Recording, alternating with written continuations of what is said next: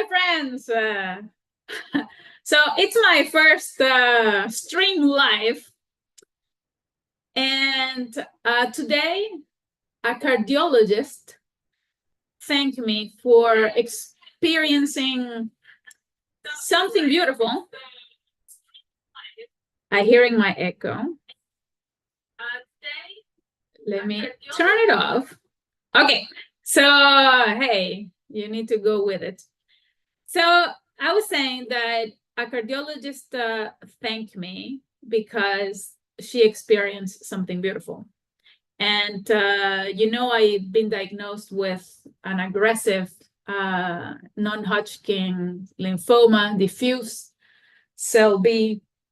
So I promise it's going to be a very interesting share with you. You see, I've been crying, but it's good. So bear with me.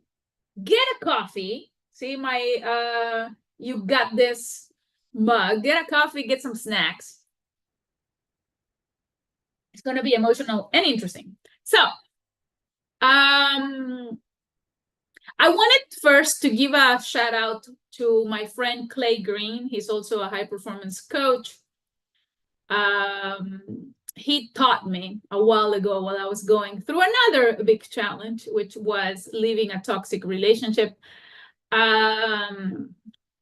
which made cancer look like a walk in the park. He taught me about finding the gift in the shit. The gift in the shit, meaning that collateral beauty of something bad, right? So thank you, Clay Green. You changed my life with that.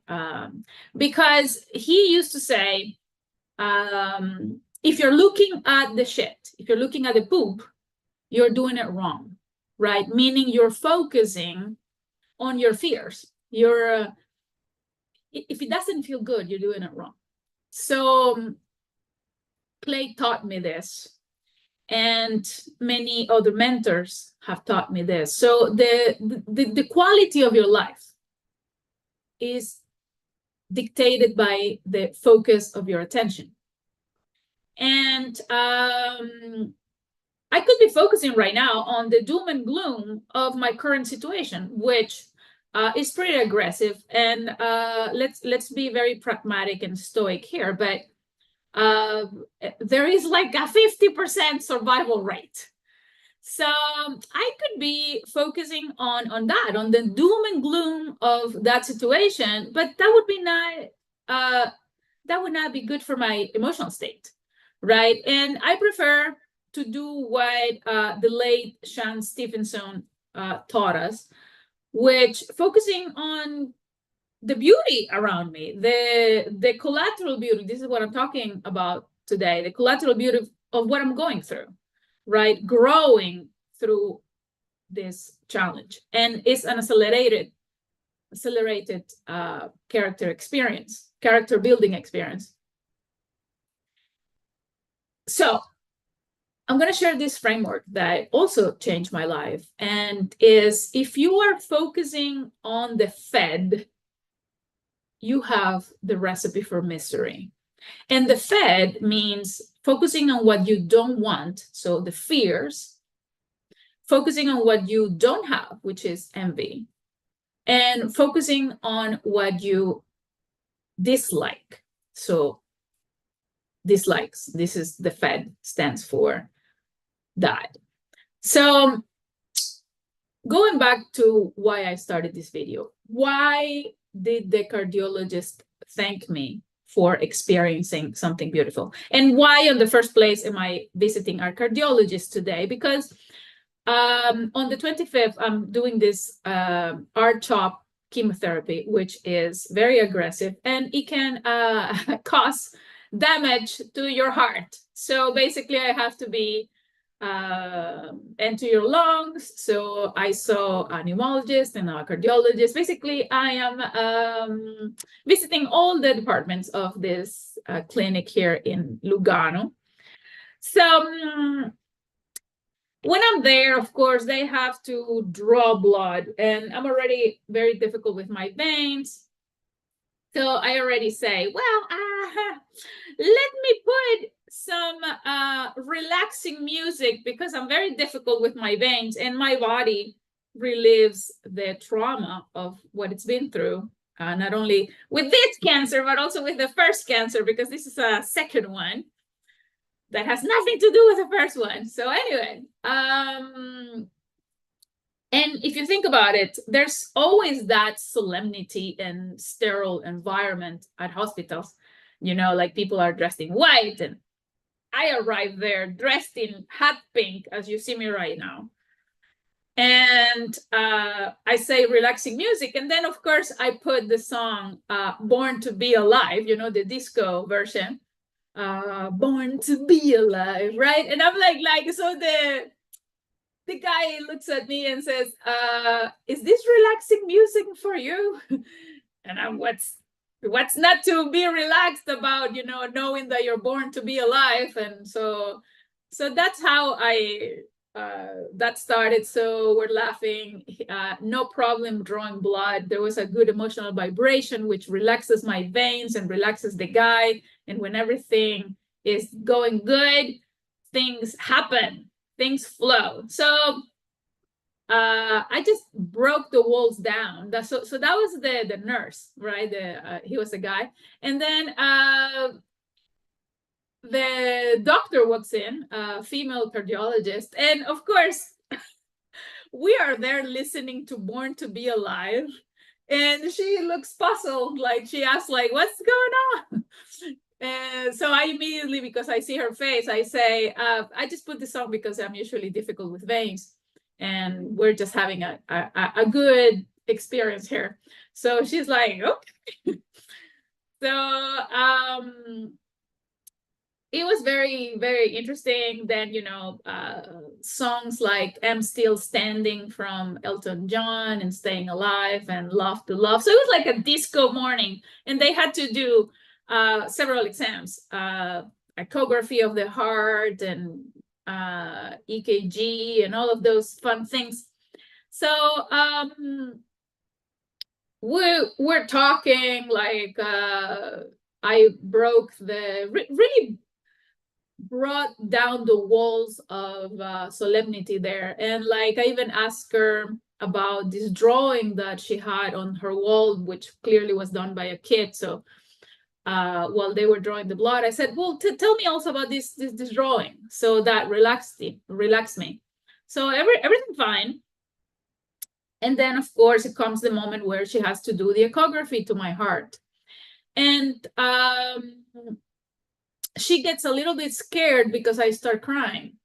And before I started crying, she was talking, she was describing pericardial effusion, which she explained. Pericardial effusion is when you have like liquid around your heart. And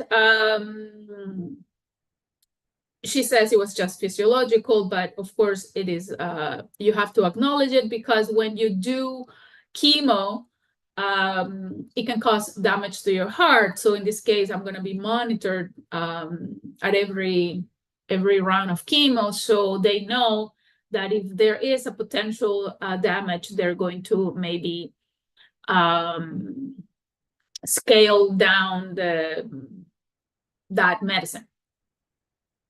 So she's like, oh, no, but don't worry. And I'm like, I'm not crying for the pericardial effusion. So it's like, why are you crying? And I'm like, I am having an intimate experience observing my heart, right? Because I'm in front of this screen looking at my heart beating. And I start crying. And I just so she said, oh, so you're crying because you're happy. And I'm like, I'm just, you know, looking at my heart and realizing that I just started having a conversation with my heart, and I basically asked forgiveness to my heart for not listening to it sometimes. And she said, then of course she gets all all doctor-like. And she said, well, you know, it's not really the heart. And then I said, come on, don't ruin this for me. I know it's the brain, but it's more romantic that day if I'm having this experience looking at my heart and I'm, you know. So she's like, right. I say, I know it's the brain. Come on, I'm not stupid. But it's you know, it's the imagery of me looking at my heart. And she's like, you're right.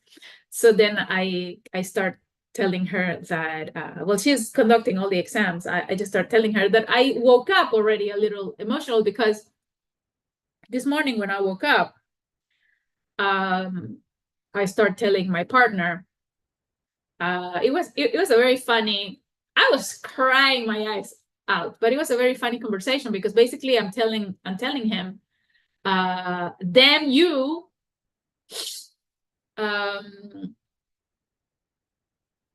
I don't even know if I'm still alive. But anyway, I start telling him, damn you,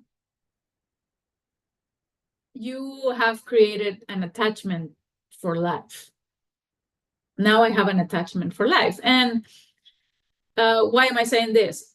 Because in 2018, I risked dying on an airplane, a little airplane. And I realized that I wasn't scared of dying because I was very proud of myself. I had left a relationship that was not good for me. I had been pursuing my dreams, and I had started to live more authentically. And when the airplane fell, you know, like lost altitude, and we moved in the plane, and kind of I hit my head on the roof of the plane, and things were flying. We were only three persons in this little plane, and I was very calm. Even, you know, the pilot, a friend, he said, I'm surprised how, well, he said that later. In that moment, he just checked out if I wasn't like freaking out. Check if I was not freaking out. But I was so relaxed. And I was relaxed because I noticed that I wasn't afraid of dying because I was proud that I was at peace with where I was in my life. And I said, you know, if I die today, I'm good. I did what I had to do. I'm good. And it was a beautiful realization. So I said to my partner, I'm going to cry. I just realized today that because now you're here, I might not want to die this time. Because my partner, he's French, he has taught me how to live in a different way. So if you know me, if you have known me for a while, I was a thrill seeker. I've been a roller coaster junkie. I was always living for, you know, looking for the next thrill. I was, in terms of Tony Robbins, I was living for certainty and significance. You know, I was living for the applause, like that song of Lady Gaga.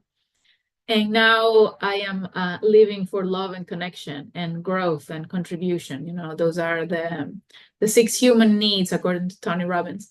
So now I find thrill in the simple things.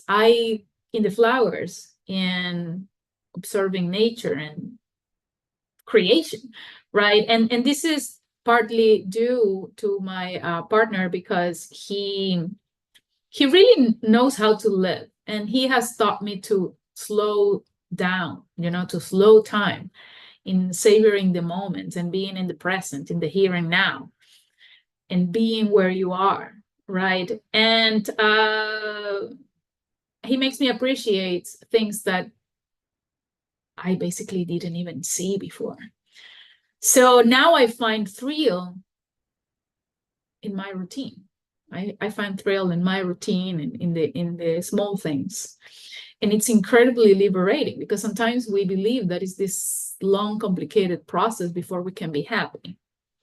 So I was crying in that moment because I was happy, because I realized that I told my boyfriend, damn you are making me not want to end the movie, right? I want to see how it ends. I was excited for that. And I have that. I have my partner to thank for that, for making this incredible contribution to my life,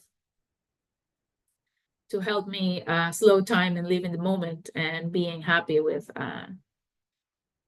just having a walk and observing a crane chasing in the lake, like we did the other day, because he loves photography. So that actually forces him to stop and observe something.